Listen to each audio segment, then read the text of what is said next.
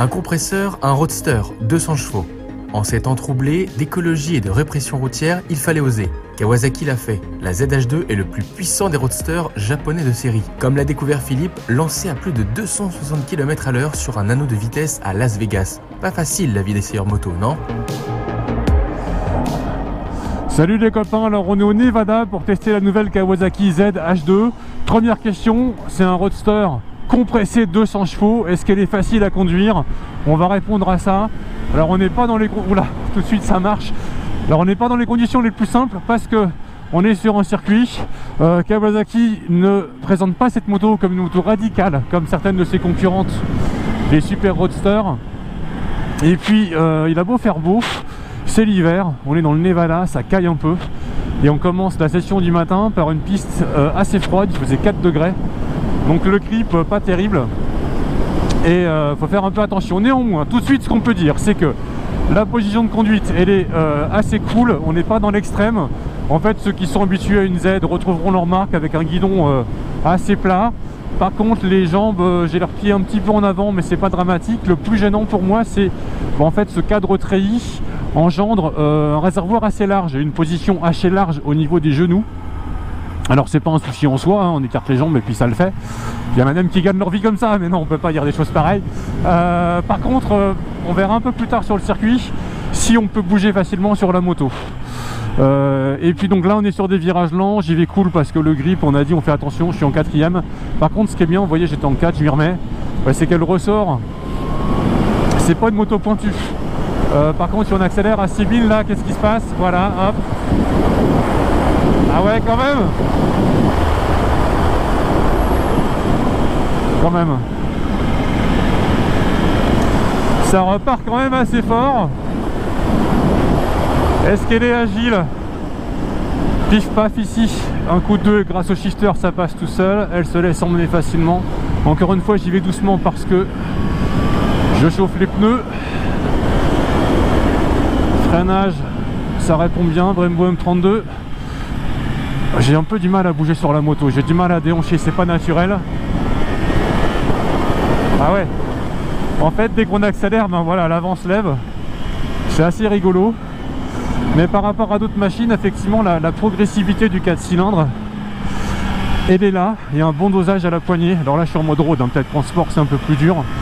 Je suis en 2. Vous entendez ce bruit de compresseur là? Moi, encore une fois, j'y vais cool, pneu froid. Ce bruit de compresseur qui est vraiment rigolo. Allez, la ligne droite est là, on en profite pour souder un peu.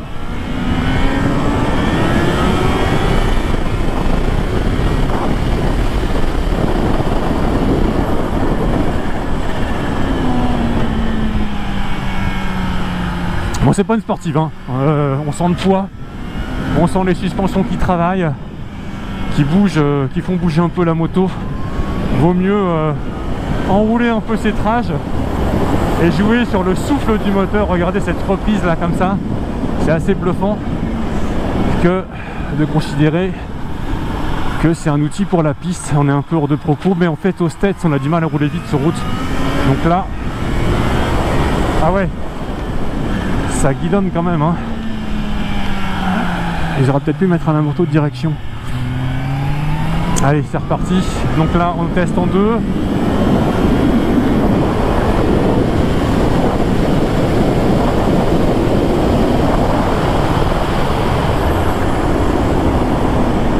Il n'y a pas à dire, hein, pour un roadster, ça envoie du steak. Et je pense que ceux qui veulent vraiment une mécanique forte en sensation seront séduits par cette ZH2 parce que sur le marché des roadsters, on n'a pas d'équivalent, hein, pour l'instant. C'est pas qu'une question de puissance, c'est une question de sensation. Oh là, hop, ça bouge du guidon, hein. Faut quand même faire gaffe. Le problème, comme j'ai dit, c'est que on a du mal à bouger au guidon.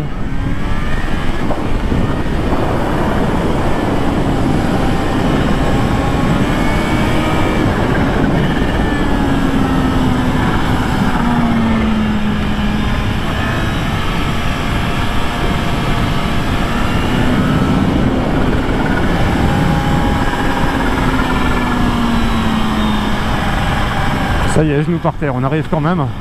Faut bien bosser au guidon.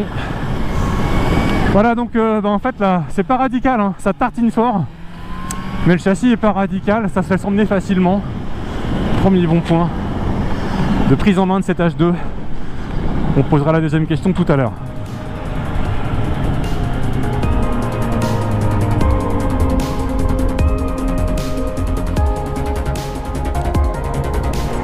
Alors la deuxième question qu'on peut se poser, c'est est-ce qu'elle tartine cette moto? Et pour ça, rien de tel.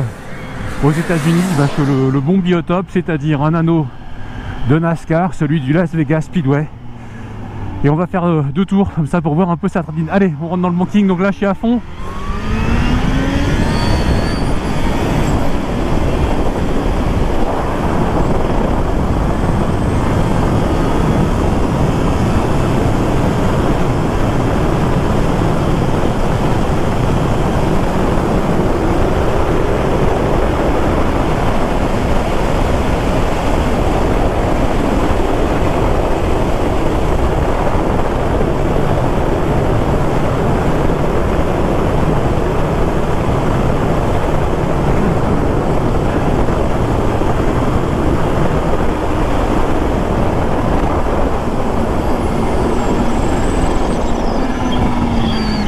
Et bon, on a fait un tour comme ça, vous avez vu 2 choses. Putain, ça se couvre, hein, pour parler en roulant, c'est chaud. Premièrement, à l'accélération, ça gigote un peu de l'avant.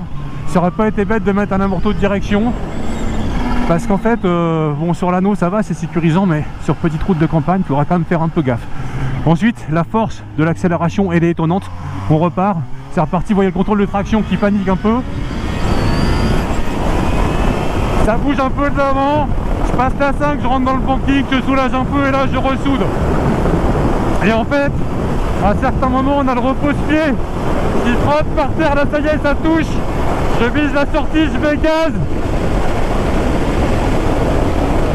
Ça bouge un peu de l'avant, hein, quand même. Hein. C'est rigolo. Voilà, bah c'est une Z, hein, c'est une Ultra Z. Alors c'est sûr que c'est pas représentatif de ce qu'on en fera tous les jours, notamment dans notre belle France radarisée.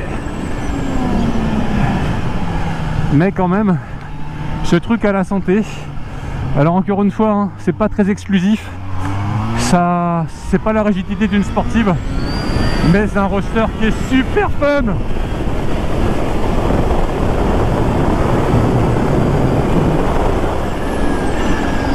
Bon, on va arrêter là parce que de toute façon on répéterait les mêmes choses. Réponse à la deuxième question, les 200 chevaux ils sont là. Et oui, cette Z, elle tartine, mais sacrément fort.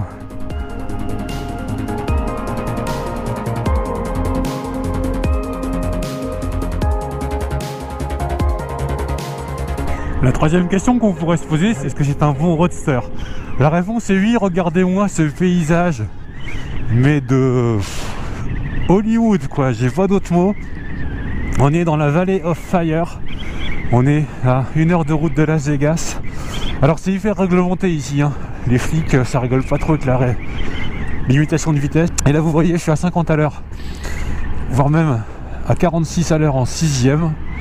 Pourtant cette moto elle impressionne, hein, par sa puissance, par son confort, par sa technologie de compresseur. On se rend compte qu'en termes de prise en main, c'est d'une facilité qui est complètement étonnante. Le moteur est d'une rondeur totale.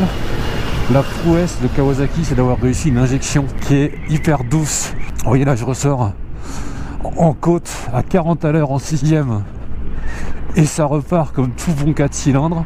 Alors après le compresseur, c'est vrai que les sensations, elles arrivent à 5000. Mais faut un peu se méfier parce qu'il y a déjà pas mal de puissance en dessous.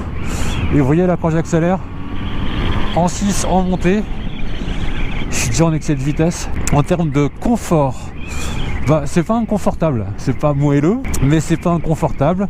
Ce qui est bien, c'est que les écopes et les prises d'air sur le côté ont tendance à protéger un peu les genoux du vent, ce qui est pas mal parce que ce matin il faisait mais carrément froid dans le désert. C'est un monstre cette moto, on a vu les perfs hier sur circuit et sur l'ovale. Mais l'exploit de Kawasaki, c'est d'avoir rendu le compresseur accessible à tout le monde, de ne pas avoir fait une moto trop exclusive. Et c'est un super naked avec lequel on peut tout à fait aller bosser tous les jours, rouler sous la pluie, faire du tourisme comme ici dans la Valley of Fire. Et c'est quelque chose que j'aime pas priver de faire. On reparlera dans la conclusion du positionnement de la moto, de ses concurrentes. Merci de nous avoir suivis sur cette nouveauté très attendue. Et je vous fais un bisou sur le casque en attendant d'autres vidéos sur Motor Live. À bientôt les copains.